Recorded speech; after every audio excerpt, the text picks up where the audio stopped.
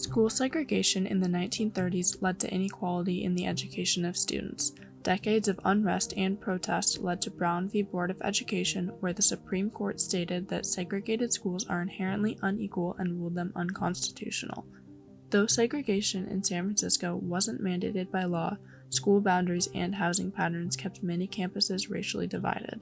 In 1964, even after the ruling, only 57% of SFUSD students were white. However, the student body of 17 schools was more than 90% white.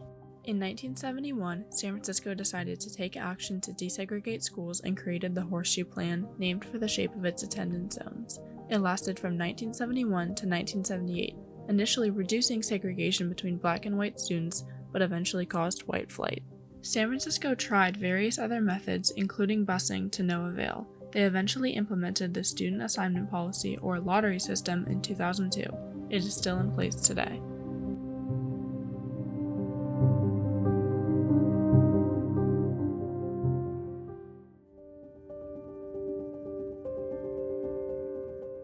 The idea of the lottery system is to give everybody in San Francisco the same relative chances at getting what they desire for a school.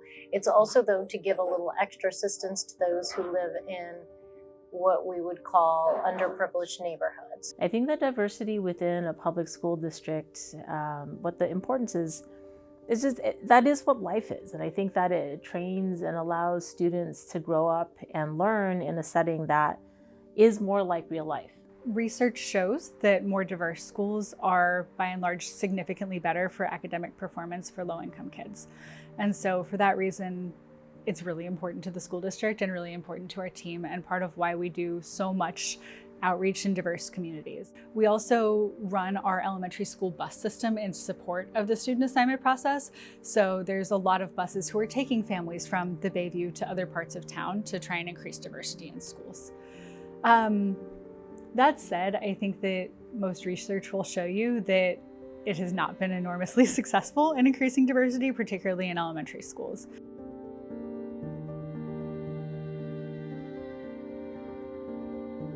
Private schools serve as like a way of lowering diversity in public schools overall, because you're moving like your most affluent families from public schools to a different school system, so that it's harder for us to make the schools as diverse as the city itself. Public schools are funded by attendance, and so in terms of enrollment and having more families in the public school system, it does impact the resources of a public school district.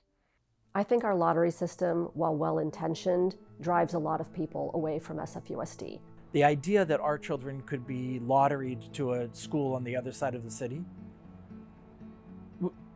kind of went against why we chose where we live, who we live around, and the people, what their community would look like and feel like for them. It shouldn't be this complicated necessarily to get into a school. My wife had a full spreadsheet with about a dozen schools and had them filtered and ranked by walking distance and start times and whether or not they had bilingual programs or not. And she made it a full-time job pretty much for the first daughter of ours. Our child was assigned to a school way across town, one that did not open, you could not drop your child off before a certain time. Even, no matter what I did, and I was taking public transportation, but even if I had, say, tried to Uber over there every day, which would have been prohibitively expensive, I could not have dropped my kid off and gotten to work in time. And I came in late for 2 weeks straight. It's kind of ironic because a lottery is very much the American way in many senses, and yet most families do not want to leave their kids' school to chance. So we need to be able to put a system in place that will work for students and families. It is clear that the current lottery system is causing problems for families in San Francisco, leading to a 7.6% decrease in enrollment since 2019. A new zone-based plan was introduced as a solution to the current lottery system. So the zone policy that the board voted on in 2020 is focused on three things: diversity, predictability, and proximity. The idea would be that families still have some choice to apply to schools, and then we're assigning them to schools in a way that maximizes diversity. The zone-based plan has been much anticipated, and it has unfortunately been sitting on a shelf in effect for many, many years. If the board approves the policy this evening, staff is proposing an 18-month timeline for implementation.